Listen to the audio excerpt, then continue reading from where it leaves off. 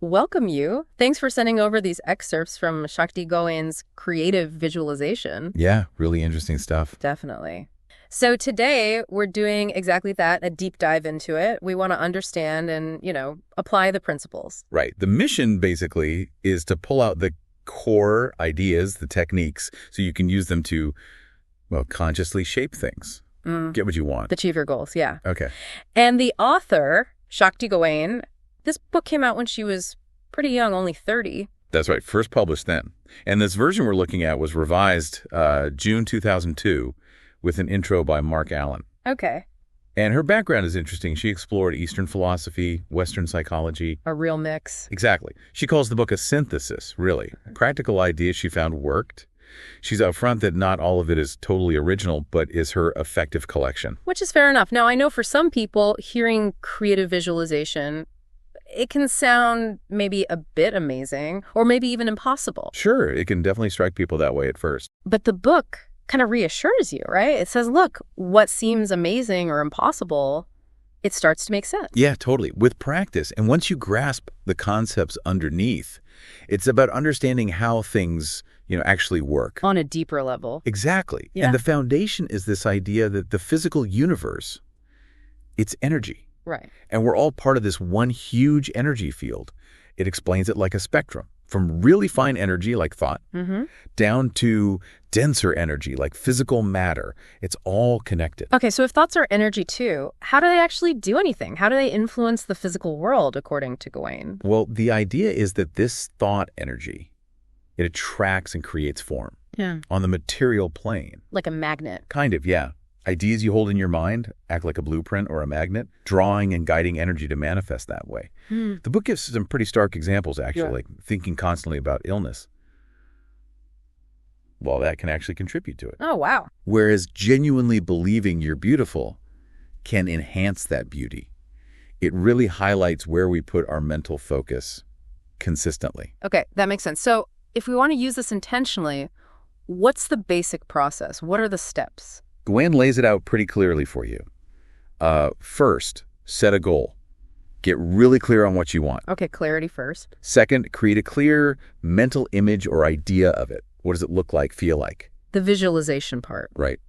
Third, focus on it often. Regularly give it your attention. Consistency. Fourth, give it positive energy. That's where affirmations come in, which we'll get to. Right. And finally, just maintain a positive attitude about it all. Believe it can happen.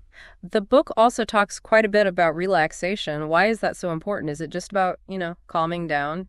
That's a great point. It's more than just calming down. Relaxation helps you access the alpha level. Alpha level brainwaves. Yeah, exactly. It's a slower brainwave state than our usual busy beta state.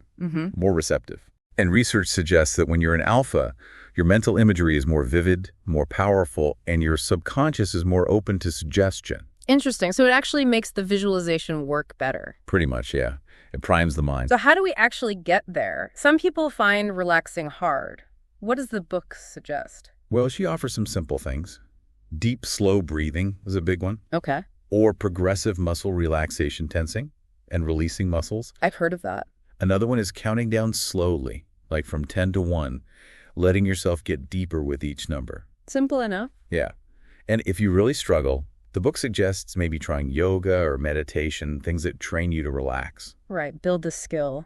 Now, the word visualize, it trips some people up. They think they need a perfect movie in their head. Yeah, she clarifies that. It doesn't have to be a perfect picture.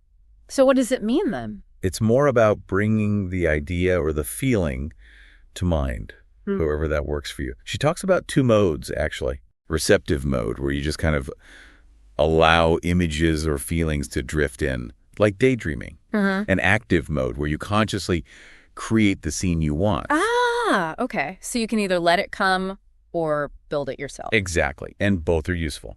And you get better with practice. But sometimes people struggle, right? The excerpts mention blocks to visualization. What causes those? Yeah, that's interesting. Often it seems to come from maybe a fear of looking inward or unacknowledged feelings.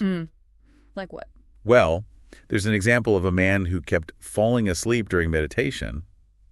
Turns out he was avoiding some past emotional stuff. And another woman, her visualization only really clicked after she dealt with some childhood pain in therapy. Wow. So sometimes you need to clear out the inner clutter first. It definitely seems that way, yeah. Addressing those blocks can unlock your ability to visualize. Okay, that's really useful context. So let's nail down those steps again, the 4 basic steps she outlines. Can we just recap those? Sure. Good idea. 1, set your goal. Be clear. 2, create a clear idea or picture mentally. Yep. 3, focus on it often, consistently. Right. And 4, give it positive energy. Use affirmations. Perfect. Simple but powerful framework. That's it. And that leads us right into affirmations. You mentioned them. What exactly are they? Why are they so important in this? Right. So to affirm literally means to make firm. Okay. So an affirmation is a strong positive statement that something is already true. Now. Present tense. Exactly. It reinforces that mental image you're holding, and it helps counteract all that negative self-talk we often have. Yeah, that inner critic. That's the one. Our thoughts, the words we use inside our heads, they really shape our reality. Affirmations help you consciously choose better words. Can you give us some examples from the book, those general ones? Sure. Like every day, in every way, I'm getting better and better. That's a classic. Okay, general improvement. Or everything I need is coming to me easily and effortlessly for abundance. My life is blossoming in total perfection, just trusting the process. Uh-huh. And I have everything I need to enjoy my here and now. That's about gratitude, being present. Good examples. So are there rules for making them work best? Any mistakes people make? Yeah, there are definitely some key things. First, like you said, present tense, I now have, not I will get. As if it's already happened. Exactly. Second, keep them positive. Focus on what you want, not what you don't want. So instead of I'm not anxious anymore, it would be. I'm calm and confident now. Yeah. Frame it positively. That's it. And generally, shorter and simpler is better. Easier to remember, easier to repeat, packs more punch. Makes sense. Yeah. And how do you use them? Just think them. You can just think them silently and repeat them through the day. But you can also say them out loud with feeling. Okay. Or write them down over and over. That can be really powerful. Some people even sing or chant them. Sing them. Interesting. Yeah. Whatever helped you connect with the feeling, the energy of the statement. Just a few minutes a day, consistently, can really start shifting things. Okay. Now, something that might pop into people's heads. If this stuff is so powerful, could it be misused, for bad things? Oh, yeah, the ethical question. The book addresses that directly. It says, creative visualization works only for good. Only for good. How does that work? Well, Gawain's view is that the technique is fundamentally about removing your blocks to the natural harmony and abundance that's already there. Okay. So it's about alignment. Exactly. Its real power comes when you align with your highest goals and also the good of everyone involved. She brings in karma. As you sow, so shall you reap. Right. What goes around comes around. Basically, yeah. Trying to use it to harm someone or for purely selfish gain, Yeah. it just backfires on you. The universe has a way of balancing things out, according to this idea. So your intention is really key. And doesn't the book suggest a way to kind of safeguard your visualizations, make sure they're for the highest good? Yes, absolutely. She recommends ending your visualization session with a specific phrase, something like, this or something better now manifests for me. In totally satisfying and harmonious ways. For the highest good of all concerned. Why add that? 2 reasons, really. 1, it leaves room for something even better than you imagined to show up, keeps you open. And 2, it reinforces that intention. You want this outcome, but only if it benefits everyone involved. It keeps it positive and ethical. That's a really smart addition. Okay, the excerpts also talk about being, doing, and having. What's that about? Yeah, she presents these as like 3 sides of life. They're interconnected, like points on a triangle. Okay, what are they? Being is your inner state, your sense of peace, wholeness right now. Doing is your activity in the world, your actions, your creative flow. Right. And having is about your relationship to things and people. Receiving, appreciating your possessions, connections. Being, doing, having. Got it. But the way we usually approach it is kind of backwards, isn't it? How so? We tend to think, if I just have more stuff or more money, then I can do the things I want, and then I'll finally be happy. Yeah, that sounds familiar. Get this stuff to do the things to feel good. Exactly. But Gawain argues it works much better the other way around. Start with the being. Yes. First, cultivate the state of being you want. Feel peaceful, feel confident, feel joyful now as much as possible. Okay. Then your doing, your actions, will naturally flow from that state. And having what you attract and experience will reflect that inner state too. So inner state influences action, which influences results. Pretty much. That inner alignment is crucial for creative visualization to really take off. Makes sense. The book also lists 3 necessary elements, like the absolute must-haves for this to work. What are they? Right. The essentials, they are intention, visualization, and affirmation. Okay, intention. That's the deep desire. Really wanting it, believing it's possible, Yeah. and being willing to have it. Willingness, okay. Then visualization. That's creating and holding that clear mental picture we talked about consistently. Uh-huh. And affirmation. Using those positive statements to reinforce the image and the belief, making it firm. Got it. And she stresses, the clearer and stronger your intention, the faster and more easily it tends to work. Intensity matters. Okay. What about this idea of going with the flow? It sounds a bit contradictory to actively visualizing a goal. Yeah, it can seem that way, but it's more about balance. She uses a great metaphor, a river. Okay. First, you learn to just relax, let go, trust the current of life, stop fighting it. Right, surrender a bit. But once you're comfortable in that flow, you don't just drift aimlessly. You can start to consciously steer. You set your direction with intention and visualization. You navigate around rocks or obstacles, but you're still using the river's energy. You're not trying to paddle upstream the whole time. So it's accepting the present, but still working towards the future you want. Exactly that. A balance between effort and allowing. She even suggests visualizing yourself being more relaxed, open, connected to that flow, to your intuition. That's a good visualization in itself. Okay, let's shift gears slightly. Prosperity. Big topic. How does this connect to abundance? Well, the book defines developing prosperity as basically shifting your core belief system, recognizing the universe is inherently abundant. Not scarce. Right. Believing it genuinely wants to give you what you truly need and desire, whether that's spiritual stuff, emotional well-being, or material things. It's about cultivating that feeling of enoughness. Exactly. An unwavering belief that what you need is available. So what stops us? What are the blocks to feeling prosperous? She calls it scarcity programming, these deep-seated limiting beliefs we pick up. Like what? Oh, there's never enough money, life's a struggle, wanting more is selfish, rich people are greedy, stuff like that. Yeah, I've heard those. We absorb them. Totally. Gawain argues these are mostly false ideas based on fear. They create this vibrational block to experiencing the natural abundance that's actually there. So we need to challenge those beliefs. Yes. And replace them with the idea of inherent infinite abundance. The book even has an abundance meditation to help with that. Oh, yeah. What does that involve? It guides you to relax deeply. Then imagine yourself in really rich, abundant, natural settings. Lush forests, beautiful oceans, feeling that richness. Okay. Then it has you picture a comfortable home, loving relationships, fulfilling work, feeling deep satisfaction. It's about expanding your ability to feel prosperous. Training your mind and emotions to accept abundance. Exactly. Which leads nicely into the next point. Accepting your good. Accepting your good, meaning? Meaning sometimes, even when good things come, we unconsciously push them away. We don't feel we deserve them. The worthiness issue. Yeah. Past experiences, low self-esteem. It can make us block the very things we say we want.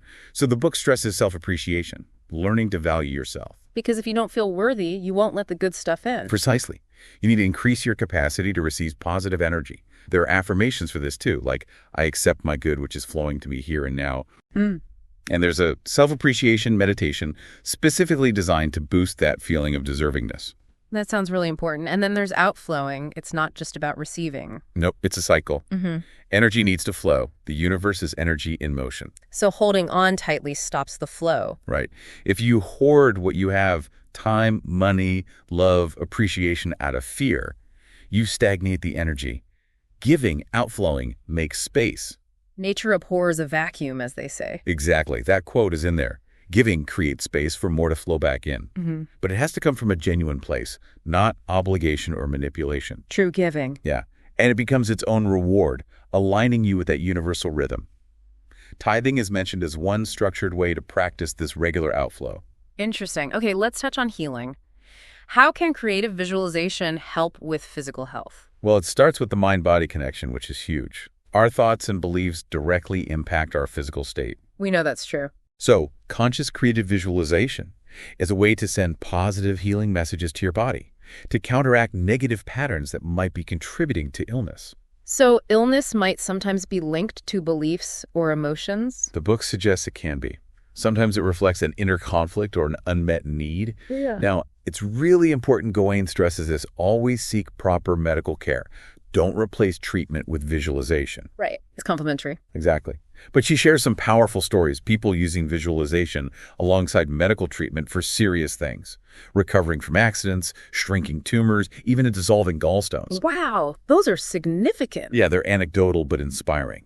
They show the potential power of the mind in healing. And are there specific healing affirmations? Yes, like every cell in my body is now filled with light and health, directing positive energy. Okay. It briefly mentions other techniques, meditations for grounding, opening energy centers, creating inner sanctuary, meeting a guide, the pink bubble technique for protection, or sending healing. Right. Lots of tools. Loads of tools. Which brings us to the special techniques section. Sounds like a grab bag of practical methods. It is, yeah. Lots of practical ways to embed this stuff, like keeping a dedicated notebook. A creative visualization notebook?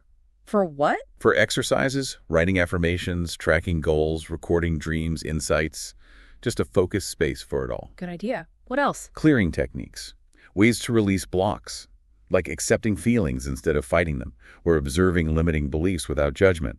There's an exercise where you list all the reasons you think you can't have what you want to bring them to light. Confronting the blocks. Exactly.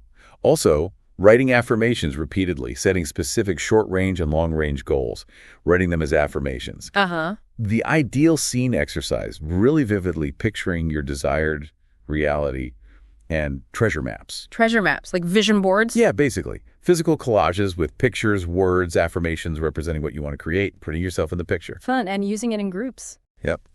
Singing, meditating together, making group treasure maps, using affirmations for relationship harmony, visualizing positive interactions. Lots of ways to apply it socially, too. It really covers a lot of ground. It all seems to build towards this idea of living creatively. What's the essence of that? Well, creative consciousness is about becoming really aware of your thoughts and feelings moment to moment. Mindfulness. Kind of, yeah. But with the intent to consciously direct that energy for your highest good. And then there's the idea of discovering your higher purpose. Our unique contribution. Yeah, what you're uniquely here to do using your natural gifts and loves. The book suggests visualization works best when it's aligned with that deeper purpose. Ah, alignment again. It keeps coming back to that. And the final thought is just beautiful. Your life is your work of art. Love that. Every moment is a chance to create something new. Okay, so bringing this deep dive to a close, creative visualization seems like this really practical skill set Totally learnable. for shaping your reality by understanding thought energy, using imagery, affirmations, and staying positive and open. That's a great summary. It's harnessing your mind's creative power. Key things are clear intention, strong belief, consistent practice. But also... Also, that going with the flow, Yeah. trusting the process, being open to this or something better. It's that balance. Right. So for you listening, maybe think about which technique really sparked something for you. Was it the affirmations, the treasure map idea, the ideal scene? Yeah, what feels like something you could actually try, even in a small way. How could you start experimenting with these ideas in your own life to consciously create what you truly desire? Because ultimately, the invitation here is to see yourself as the artist. You get to choose the thoughts, the beliefs, the focus. That paint the picture of your life. Exactly. Creating your masterpiece aligned with who you really are and what you're here to do.